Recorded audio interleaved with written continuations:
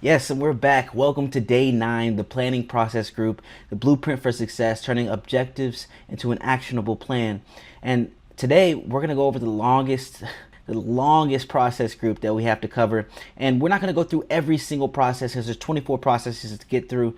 But essentially, we want to focus on the minute 9, or should I say, the major 9 that I want you to hone in on, because it's going to be the most important throughout your PMP exam and PMP process. And so I want to go over some of the objectives today, and those objectives are to understand the purpose and significance of the planning process group, explore the key processes involved in planning, learn how to create and integrate project baselines, and then prepare for situational and knowledge-based questions on planning. And so I'm happy today. I'm happy to be back.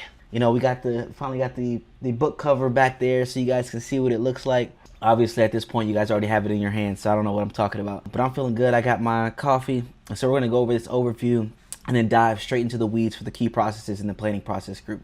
So overview, the planning process group defines the roadmap for achieving the project's objectives. It involves setting baselines for scope, schedule, and cost while developing plans to manage risks, resources, and stakeholders. Planning is the cornerstone of project success. It's where you think through every scenario and prepare accordingly. And I wholeheartedly agree with planning is the cornerstone of project success, right? Especially in predictive type projects. Why is that?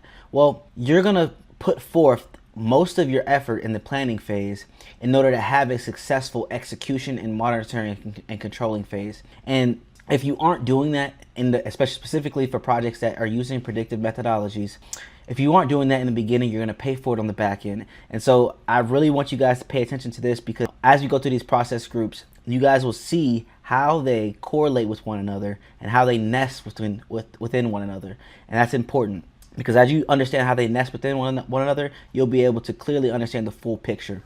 And so the first key process that we want to talk about that kind of has every other process within this process group nested within it is the develop project management plan. And so as we get into that process, you'll understand what I mean when I say every other process is nested within this one. So the develop project management plan process is like creating the blueprint for your project. It brings together all different parts of the project into a single comprehensive document that serves as a guide for the entire project. This plan helps the project manager and the team know what to do, how to do it, and when to do it, making sure everyone stays on the same page. Imagine that you are preparing for a cross-country road trip.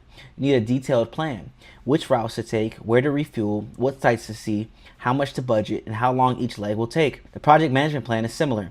It consolidates all the mini plans for scope, schedule, costs, resources, quality, risks, and communications into one cohesive plan that gives direction to the entire project. And so you'll see how we nest each one of those within project management plan. So why is it important? Well, it provides a unified guide, right? It's the one document that encompasses all the processes within the planning process group. 2, it establishes control baselines. The plan includes baselines for scope, schedule, and cost. These are going to serve as a reference when you're going through the monitoring and controlling phase, trying to see whether or not you're on budget, right? You're on schedule, or you're over budget, or you're behind schedule, right? These are important things to note as you move throughout the execution phase. And then 3, it supports decision making. The plan serves as a tool for decision making throughout the project. It answers questions like, are we still on track to meet our deadlines? Are we still within budget? What actions need to be taken if risks occur? These types of things. So inputs to develop project management plan process. And what we're getting into now is the ITTOs, right? Inputs, tools and techniques, and then the outputs. And you'll see this as we go throughout these processes, that some of the inputs are going to be the same and some of the inputs aren't even listed. Why? Because they're using the same inputs for each process. So one input that you'll see for the project management plan is a project charter, right? The project charter is a high-level document that officially authorizes the project. It contains information such as the purpose of the project, the key stakeholders, and the initial requirements. Think of it as the why behind the project, why the project exists, its goals, and the authority granted to the project manager. So the project charter obviously is going to be the document that you utilize in order to create some of these other processes that we'll get into. But in itself, it is the high-level document that kind of predates the project management plan, right? And so it kind of gives an overview of how you would do things, but without getting into the nitty-gritty and the weeds. And so you get into those weeds as you go throughout each process, putting them together to make the project management plan. It also, you would use some outputs from the other planning processes, and this is what we're going to talk about in the future, like planning for scope, schedule, cost, and quality. You produce specific plans and details. These outputs, such as risk management plan or the scope baseline, are then integrated into the comprehensive project management plan to create a unified roadmap for the project. And that is what I mean when I say they all are nested within this project management plan. So, moving into the tools and techniques that you'll use for developing the project management plan. Obviously, expert judgment. We've talked about this. You would use that in almost every single process group that you'll see and process. You're using expert judgment. If you have somebody who has expertise in the industry or the topic that you want, or the topic of concern, then you need to make sure that you're using these experts to your advantage, because they're going to help you, one, bypass all of the trouble of going through and figuring out for yourself, because they're already knowledgeable in the industry and they know the market and they know the details and minute details about the specific product, but they are going to help you leaps and bounds move forward faster. And that's important, right? Because time is everything. Time is money, literally. And so expert judgment is one that you're always going to lean on, and that's why I put it first. 2, data gathering, right? Brainstorming, checklists. This technique, well, specifically brainstorming, helps the project team and stakeholders identify and capture important elements of the project, such as risks, requirements, and constraints. It's important that you guys sit down and actually have a conversation about what it is you guys want to accomplish, how you're going to accomplish, how you're going to split up the workload, these types of things. And then checklists, right? These are lists of items or activities that need to be considered or included in the project plan to ensure no aspect is missed. And that's why you would do brainstorming sessions and come up with these checklists, right? Because you guys together can come up with a more complete plan. 3, interpersonal and team skills, right? This includes skills such as facilitation, conflict resolution, and negotiation to make sure that the project management plan incorporates input from various stakeholders. Obviously, you're going to have a stakeholder register that kind of maps out how to communicate with certain stakeholders, who has more influence. You kind of organize it based off of magnitude of influence and that type of thing.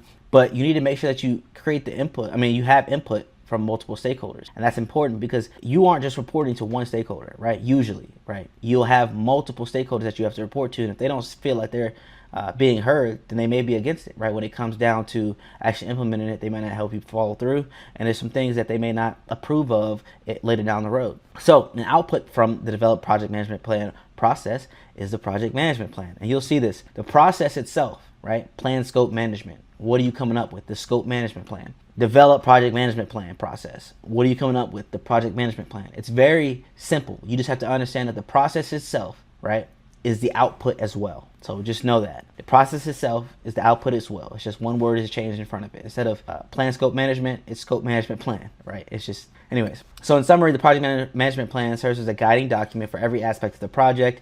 It ensures that all areas are planned cohesively, enabling the project manager and the team to navigate the project effectively from start to finish. So now we're getting into the weeds of it, right? How do you come up with the project management plan without getting into each process that makes up the project management plan? So plan scope management, right? Plan scope management process is defining how the project scope will be defined, validated, and controlled. In other words, it lays out how to determine what work will and will not be included in the project and how to keep everyone on the same page about it. So as you see in that photo that I have, right, people, they're sitting down coming up with the scope. This is what you would do with your stakeholders, right? You sit down, come up with the scope, what you plan to have, what you plan to solve for with this project, and the benefits realization package that you plan to have at the ending I keep saying at the ending of this project, or at the conclusion of the project. And so it's important that you guys take this, especially this one, serious and pay attention to the order that I put these processes in. Plan scope management. You can't do anything without the scope. So why is scope management important? Well, why is plan scope management important? It prevents scope creep, right? Scope creep occurs when uncontrolled changes or additional features are added to the project without proper consideration or approval. By planning how scope changes will be managed, you can prevent scope creep from derailing your project. Very important. You don't want to have a solution for a problem that you didn't set out to solve for. Does that make sense? Your solution needs to be congruent with what you set out to solve, or what you set out to provide for the organization. 2, it ensures clear understanding. Everyone involved needs to understand exactly what the project includes and excludes. Plan scope management makes sure that all stakeholders share the same understanding of what is being delivered. You guys all have to be on the same page. And stakeholders include your team, right? Because if they're not on the same page as the stakeholders that you're reporting to and you're getting information from, and it's going to be a disaster come time to actually close a project. Establish guidelines for scope control, right? This process sets up clear procedures for how to handle changes to the scope, helping avoid disputes and misunderstandings later in the project. This all kind of goes together, but basically you guys want to be on the same page, have a clear understanding of what you're solving for, what the scope is, and move forward accordingly, maintaining that level of information and continuity between the stakeholders and the development team. So some inputs that you'll see, and it's the same thing, project charter, right? It's a high level scope, objectives, deliverables of the project, that type of thing. And then also EEFs and OPAs, right? Enterprise and environmental factors or organizational process assets, right? EEFs include things like organizational culture, existing infrastructure, and market conditions that could impact how the scope is managed. And then OPAs include internal processes or policies, guidelines, templates, and lessons learned from past projects that could be useful in defining the scope management process, right? And so an example of this is if an organization has templates for scope management plans or lessons learned from similar projects, these can be used to make sure important considerations are included. And also, it allows for some continuity between your organization, like past projects, right? And so it's important that you use the OPAs that you have, internal policies or guidelines or templates specifically, because it allows people to see a format that they're familiar with, and it doesn't take away from what you're trying to convey on these documents. Tools and techniques for planning scope management, obviously, like I said, expert judgment almost every time. And then data analysis. It includes analyzing information to make informed decisions about how to manage scope. For example, alternative analysis can be used to determine different approaches for managing scope. Right, and so you're going to use this more often than not. You just have to make sure that it makes sense when you do. If the project scope include, like this is an example of it, if the project scope includes designing a new product, data analysis could be used to determine the best approach to ensure that the product meets the stakeholder requirements without exceeding the budget. Right, so that's important. Output, you're going to have the scope management plan. Like I said, the process is plan scope management. The output is scope management plan. The scope management plan is a key output of this process. It defines how the scope will be defined, how the scope will be validated, and then how the scope will be controlled. An example is the scope management plan might specify that the project scope will be validated through regular meetings with the stakeholders to review and approve deliverables before they are finalized. And that's important, right? You want to make sure that when you get to closing the project, they are going to approve of what you have done, the work you have done, and the project benefits realization package. So moving to the next process, the collect requirements process, right? It's all about identifying what stakeholders need and what they need to expect from the project and documenting these needs in detail. It's the first step in making sure that the project delivers what stakeholders really want. It's gathering the wish list for a project and then guides everything that comes forward from scope definition to execution. And so essentially, imagine you're trying to build your first house, right? They're going to come to you and collect the requirements, or the architects are going to come to you, collect the requirements of what you want out of your house. How do you want your kitchen to be laid out? How do you want your bedroom to be laid out? How do you want your master bathroom to be laid out? These are things that they're going to collect from you so that they can create a plan that makes sense for you. So imagine you're an architect designing a custom home. Wow. And I didn't even read it, but let's just go with it. Before you start drawing the blueprints, you need to know what the homeowner wants. That's actually insane, because I did not plan this. This is just off the top of the dome, and then now I just read it. How many bedrooms, what style, what special features like a pool or a home theater? The collect requirements process works similarly. It's about gathering all the details that the stakeholders want and need, ensuring that there are no surprises later in the project. It's actually insane that I got that right. So why is it important, right? It ensures stakeholder satisfaction, delivering a project that meets the stakeholders' expectations, right? It's essential to understand their needs. It sets the foundation for scope definition, right? The information gathered in this process directly feeds into defining the project scope. Without clear requirements, the scope could be misaligned with what the stakeholders actually want, leading to rework, dissatisfaction, or even project failure. And that's the one thing you don't want, right? Rework is terrible, right? That means you're probably going to be already over budget, right? Already over timeline if you didn't complete it before the scheduled timeline, or if you want ahead of schedule. And so that's a disaster. 3, reduces scope creep, right? By clearly documenting stakeholder requirements up front, the team can reduce the risk of scope creep, uncontrolled changes, or additions to this project scope that can derail the project. That's what scope creep is. So inputs that you'll see, like I said, some of the same things, and this is why in the later processes you won't see it. the project charter, right? It's just a high level overview. And then the stakeholder register. It lists all the stakeholders and contains information about their influence, interest, and involvement in the project. It helps identify whom to consult to gather requirements. And then tools and techniques for collecting requirements, right? Interviews, focus groups, questionnaires. This is the first time you're seeing this one, but yes, this is what you want to do with stakeholders. Interviews, conduct one-on-one or small group interviews that allow for in-depth conversations with stakeholders to understand their needs. The project manager can ask questions to clarify expectations and gather detailed information. An example, for a new software product, interviewing users might help identify specific features that they need, like custom dashboards or user roles, right?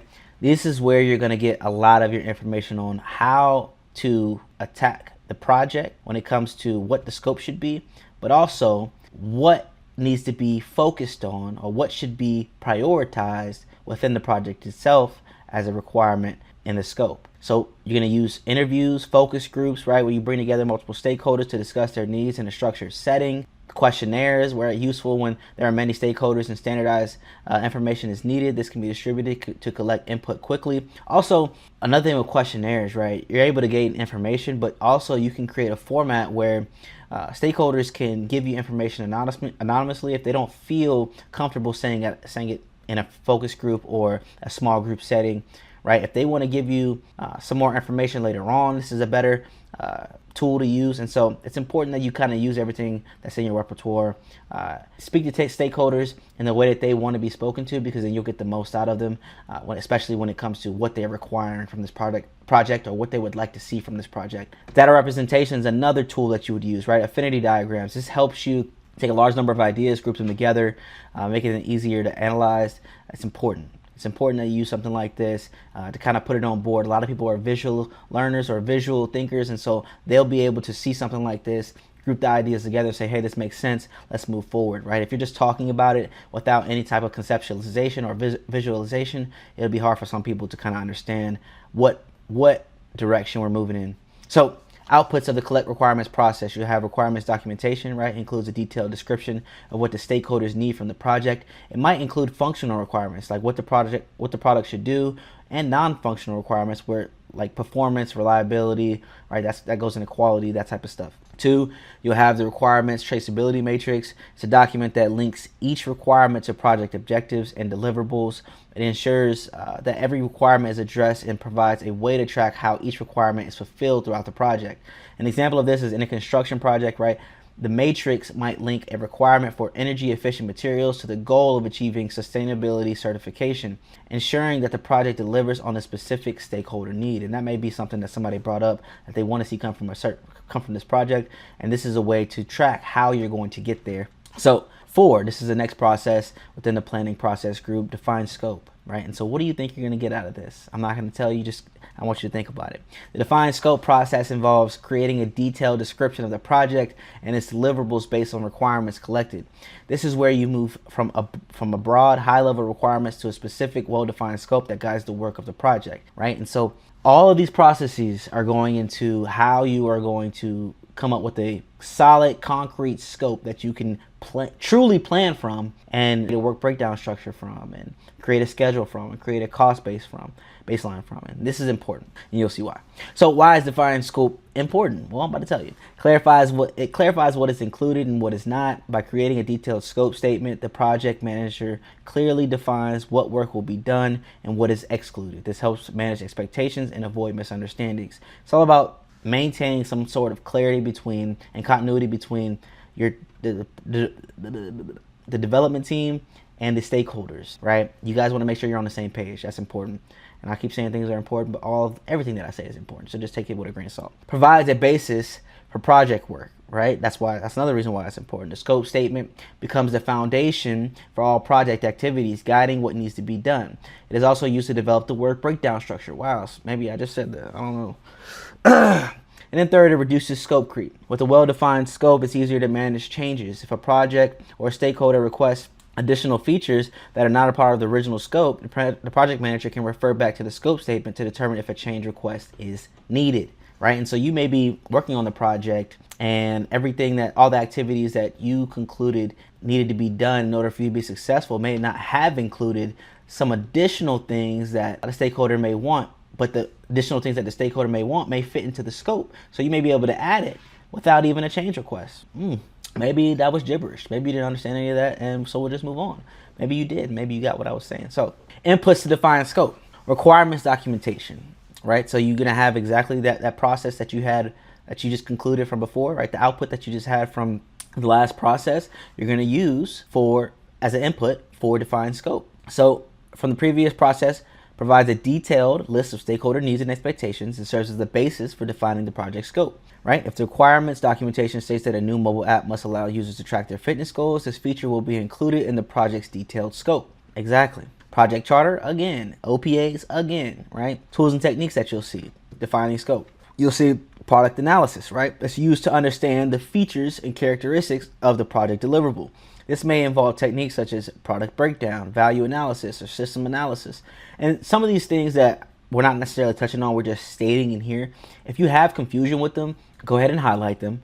Right? Any words that you have confusion with, right? Or processes that you have confusion with, or methodologies, or systems that you notice in here that I'm not explaining in depth of, like value analysis or product breakdown, go look this stuff up, right? If you've gotten the PMBOK book, go look this up. And they have some free versions online. I would go find those. But go look some of this stuff up to gain some further clarification. What we don't want to do is bombard you with a lot of information and get you focusing on the weeds and getting into the weeds when you don't need to be right now. Gain a top level, understanding of what is going on within this project management realm, within the planning process group itself, and then dive into the details, right? I want you guys to have a basis to pull from or to explore from, right? You're here, you understand how the overarching process should go. Okay, but what are the nuances within this? Let me highlight some key terms that I don't necessarily understand, may not be defined in the book, right? And I have some definitions in the back. I have some terms that I want you to look at. Some of the stuff is defined in those, but make sure that you are doing your due diligence and highlighting things and going back and researching things that you need further clarification on. It's only going to help you. 2, alternatives analysis, right? Alternative analysis is used to identify different ways to achieve the project's objectives. It helps in making informed decisions about what will be included in the scope. Example, during a scope definition for a website, alternative analysis could help decide whether to develop a certain functionality in-house or use a third-party plugin. Outputs that you'll see, the scope statement, right? Define scope, the output. Define scope process, the output is define scope. Or scope statement. I'm terrible. So the scope statement is the primary output of this process. It describes the project's deliverables in detail, includes what work is included and what is excluded, as well as acceptance criteria, assumptions, and constraints. An example, the scope statement for a construction project might include details like the number of rooms, types of materials, and specific design features. It may also specify exclusions such as landscaping, which is not a part of the current scope. 5, create work breakdown structure, right? WBS. And this is where you're kind of going to make your money, right? Because this is where you're going to start to understand everything that you need to do in order to accomplish this task and everything that needs to be done in the execution phase. The create WBS process involves breaking down the project's deliverables into smaller, more manageable components. A work breakdown structure, or WBS, is a hierarchical decomposition of the total scope of work to be carried out in the project by the project team to accomplish the project objectives and create the deliverables. Damn, that's a long ass sentence. I'm sorry for cursing.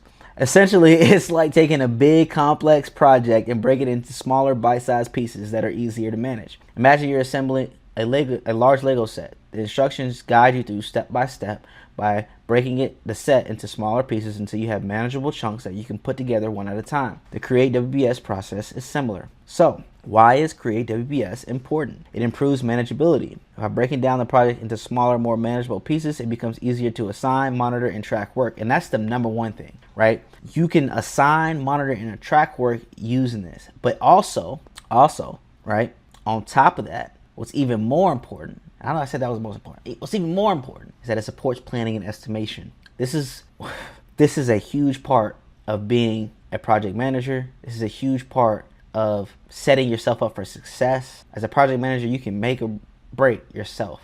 Depending on the funds that are allocated towards this project, you can make or break yourself. Especially if it's a tight budget with not many resources on the back end or reserve resources on the back end for you to use this. Should you need to, should a risk actualize, should too many risks actualize, and stuff like that. But you see, it supports planning and estimation. The WBS provides the basis for estimating costs, resources, and schedules.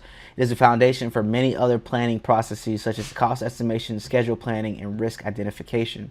3, it enhances clarity. The WBS clearly defines what work is included in the project, helping prevent scope creep and misunderstandings about what needs to be done. It helps everyone on the project understand their role and the deliverables they need to produce.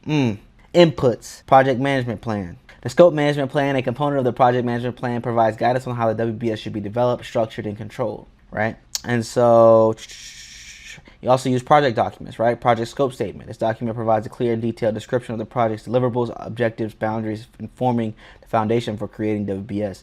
And a lot of this, what this looks like, is you'll use the project scope statement, the requirements documentation, the assumptions log that you come up with, the EEFs and OPAs. But what it looks like is you guys sitting down, looking at the scope, right? The clearly defined scope, and breaking it up into activities that you need to complete in order for you to reach that scope, right? And so your scope's gonna clearly lay out certain deliverables that you have to complete in order for it to be considered a success. And so as you lay those out, and as you put those out in the WBS structure, you'll start to break those down and say, okay, what do I need to accomplish in order to accomplish this deliverable? And so you'll get there. Tools and techniques for creating WBS: decomposition, exactly what I'm talking about right now, or previously in the past 5 seconds. Previously, the previous 5 seconds that I was just talking about, basically decomposing the activities, decomposing the deliverables. A top-down approach. In this approach, you start with the overall project and break it down into higher level deliverables, which are further decomposed into smaller work packages. And that's important because that's where you're going to decide how much work it takes to accomplish these small work packages, how much it's going to cost to accomplish these small work packages, what personnel we need on these small work packages, right? How does this fit into the overall schedule? How do we build a schedule around this? How do we back plan from the date that we needed to be finished in order for us to be effective? Like, this is where you make your money. Expert judgment, specifically in the planning group phase, right? This is where you make your money. You'll use expert judgment, as always, because you need somebody who can estimate costs, right? Somebody who's done it before, somebody who knows what it looks like. Hopefully you're not going into a realm where that's never been done before, right? Or making a splash in the market where you're the first to do it, because obviously you won't know as a project manager. But if you are somebody who is highly efficient, you're probably not taking this right now because you're probably already doing exactly what I just talked about, making a splash in the industry because you're, that guy or that gal. And so 2, expert judgment. 3, workshops, right? They're interactive sessions that involve team members, stakeholders, and experts to break down deliverables into smaller work packages collaboratively. Right, an example of this is during a WBS workshop for a software development project. The team may brainstorm and identify all features that need to be developed and how to break them down into tasks. Yeah, you'll definitely use this workshop. This is going to help you break down the WBS into work packages. This is where you'll really get your information done or decomposed for each activity or each deliverable.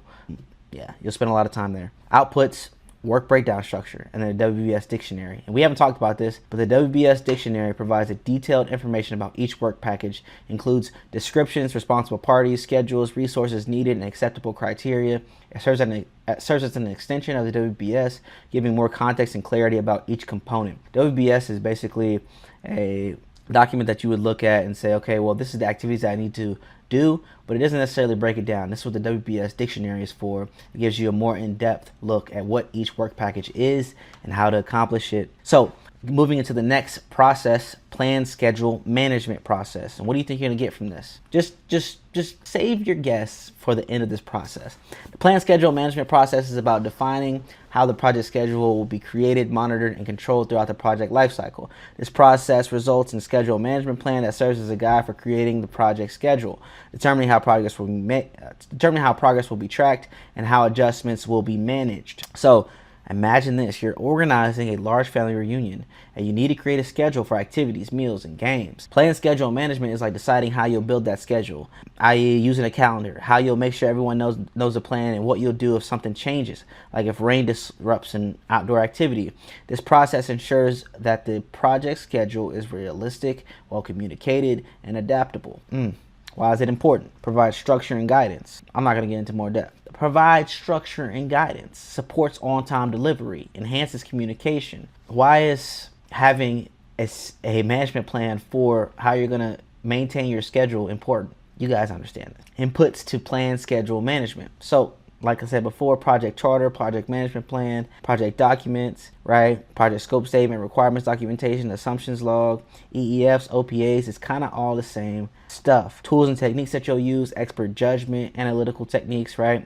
They're used to determine best ways to develop, monitor, and control the project schedule. This might include analyzing different scheduling methodologies to determine the most appropriate for this one, or for this one project. Example is analytical techniques could be used to decide whether a rolling wave planning approach, where detailed planning is done for the near term and high level planning for the future, would be suitable for a long-term project with evolving requirements, right? And this is where you're going to determine, like you said, how you're going to manage your schedule. 3, meetings, right? Meetings with key stakeholders and team members will help you gather input on how the schedule will be managed. These meetings help set expectations and ensure everyone understands the procedures for schedule development and control. So, an example for this: during a schedule planning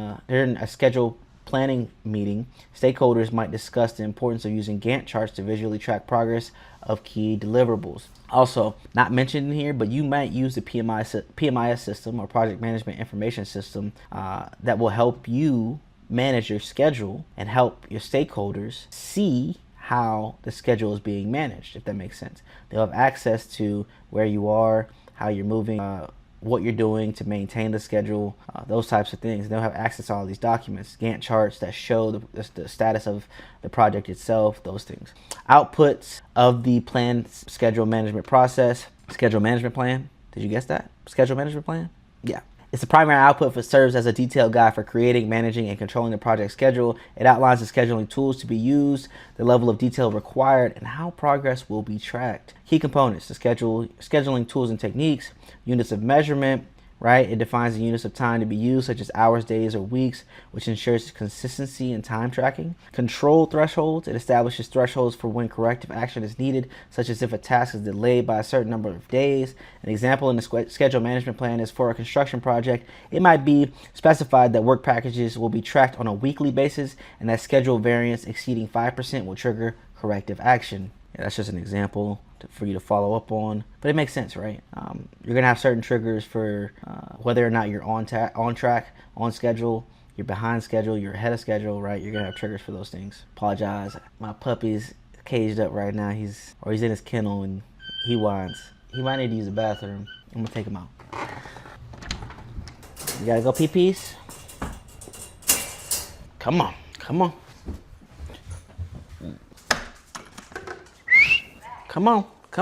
Go outside. Come on, Moose, go outside. Guys, I hope he does know that he's going right back in the cage after he pees. Moose, come inside. Come on, little buddy. Come on, little mans.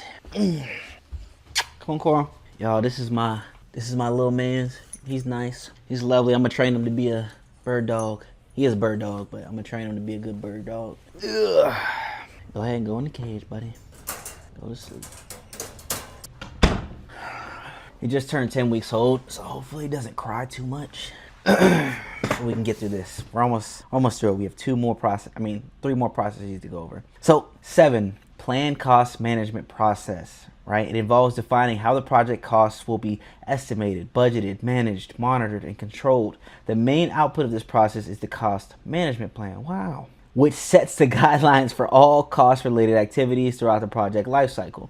Imagine you're planning a road trip. You need to decide how much money you'll need, the budget for different expenses like gas, food, and accommodation, and keep track of your spending to avoid running out of money halfway through the trip. Plan cost management is a similar process, but applied to projects. It helps ensure that you can effectively plan and control spending throughout the project. So why is it important? Well, it provides financial control. The cost management plan provides a roadmap for how costs will be managed and controlled. It's just like the scope management plan.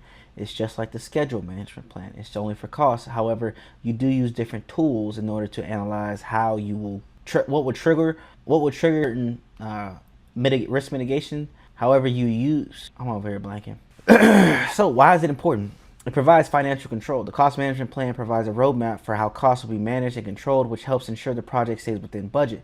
2, it supports decision making. The plan provides guidance for estimating costs, developing the project budget, and monitoring expenditures. 3, it ensures consistency.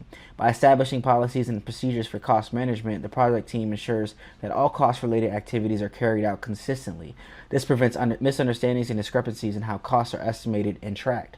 So, inputs to plan cost management, same as before: project charter, project management plan, project documents, EEFs, OPAs, tools and techniques that you'll use, expert judgment, data analysis, right? Meetings. I want you guys to actually read through these because some of the examples that you see in the tools and techniques are specific to these processes, right? And so you'll see how you'll use expert judgment when planning cost management, and that's important for you to understand. Output is the cost management plan, right? It's a document that outlines how project costs will be managed. It includes guidelines for estimating costs, creating the budget, and controlling expenditures. It specifies units of measurement, controls thresholds, and reports formats. Key components is the unit of measure, defines how costs will be measured, i.e. dollars or euros. Accuracy and precision, right? Specifies acceptable ranges for cost estimates such as plus or minus 10%. And the control thresholds defines limits for cost variances that require action. Example, for a construction project, right, the cost management plan might specify that the budget will be tracked in USD, and any cost variance greater than 5% will require corrective action. We're getting into the 8th process, which is plan risk management. I want you guys to think about what the plan is afterwards. What is the output of a plan risk management process? Don't read it yet. Just answer that question. Imagine you're building a treehouse, right? With their uncertainties. I'm gonna get back straight into the example because maybe it provides a little bit better of understanding. Like weather conditions, material availability, or getting the necessary permits. Planning risk management is about identifying these uncertainties, analyzing their potential impact, and creating a plan to deal with them if they occur. So why is it important? It reduces uncertainty. By identifying risks early, the project team can take proactive steps to minimize negative impacts and maximize opportunities, reducing uncertainty surrounding the project. One of the things that will make you effective, especially as a project manager, is being able to predict uncertainties, being able to predict risks, being able to formulate solutions for these risks, right? You've predicted as many risks as possible. How many different ways can this go, and how many ways could I mitigate it? Right? Should it actualize? And that's important because if you're able to do that at a high level, you'll keep a lot of these projects on track. You'll keep them under budget, and that's important. 2, and I say a lot of things are important. Like I keep saying, you'll get over it. 2, improves preparedness. The risk management plan ensures that the project team knows how to handle risks when they occur.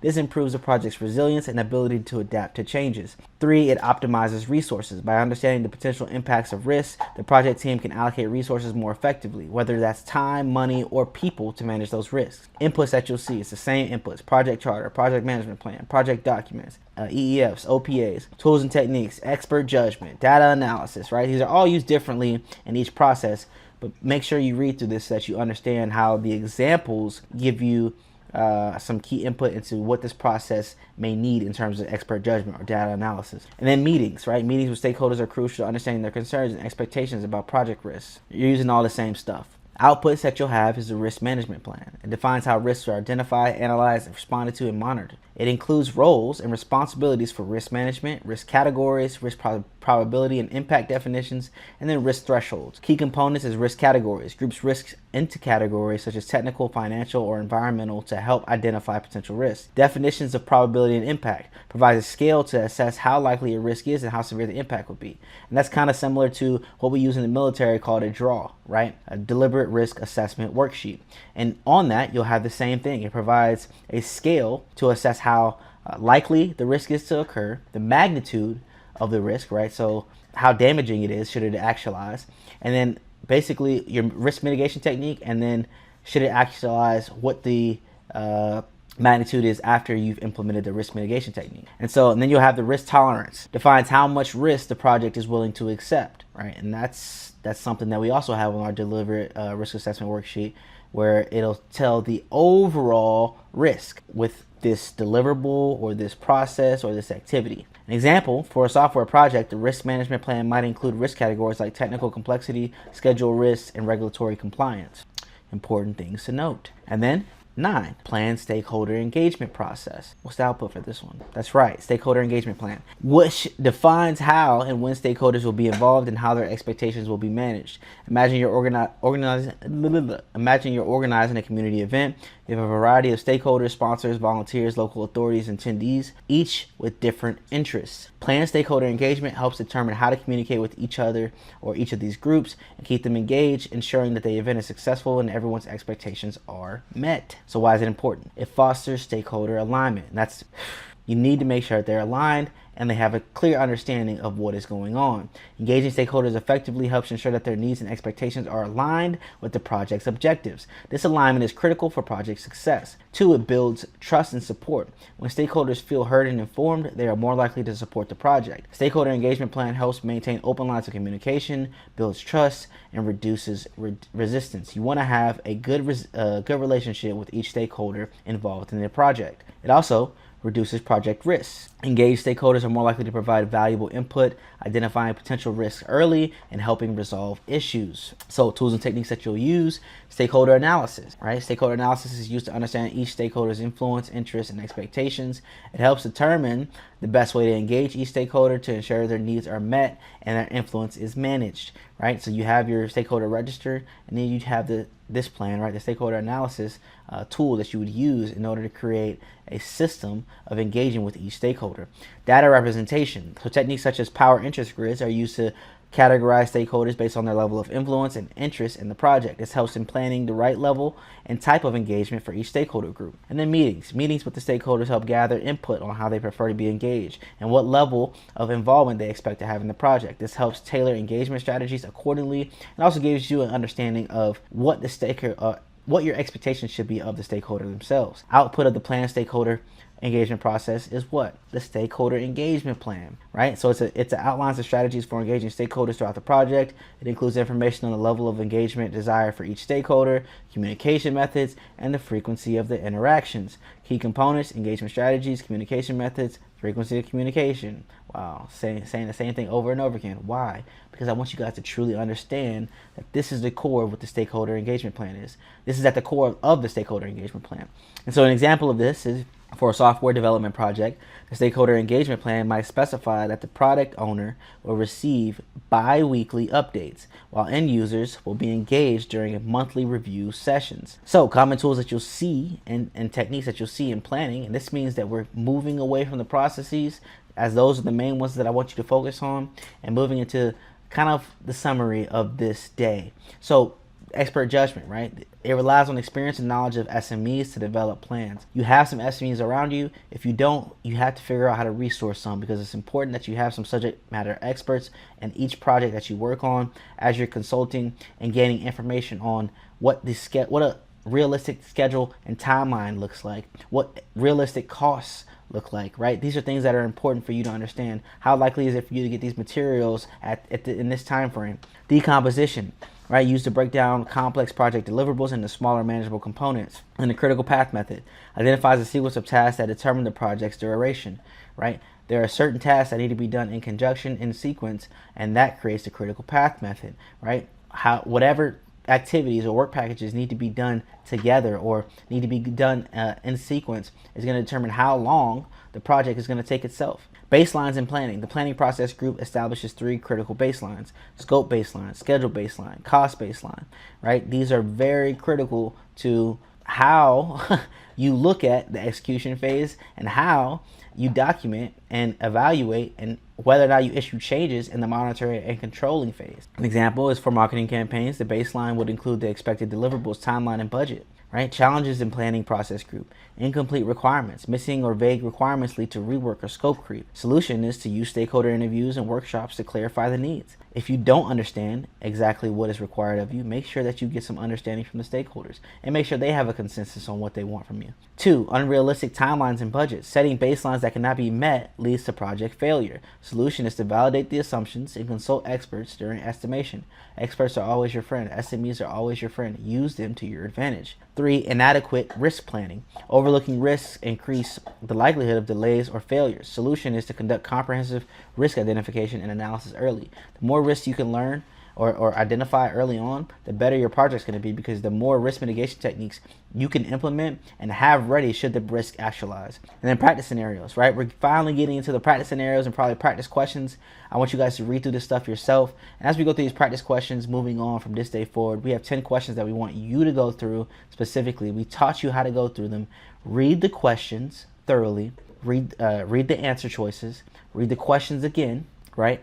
And then go back to the answer choices and eliminate two.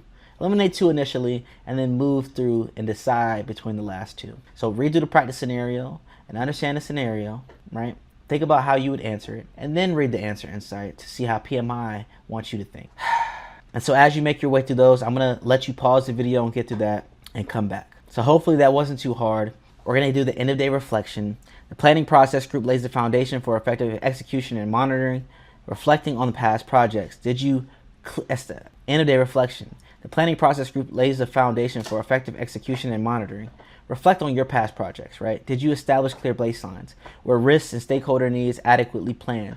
Tomorrow we'll move to the execution process group, where plans are transformed into deliverables. And with that, if you still want to study, which you should, make sure you're hitting the processing map game and the flashcards. Like I said, the more terms you understand now and you learn throughout this process, the better you are off as we move through each day. You're going to comprehend more, you're going to digest more at a faster rate. And then also, if you're doing the processing map game, you're going to understand where processes fall within each process group, as well as within putting your knowledge areas and allocate them to the process that they should be allocated to. And so make sure that you're hitting those as much as possible. But without further ado, if you haven't already, like and subscribe, hit that notification bell, and we'll see you tomorrow for day 10.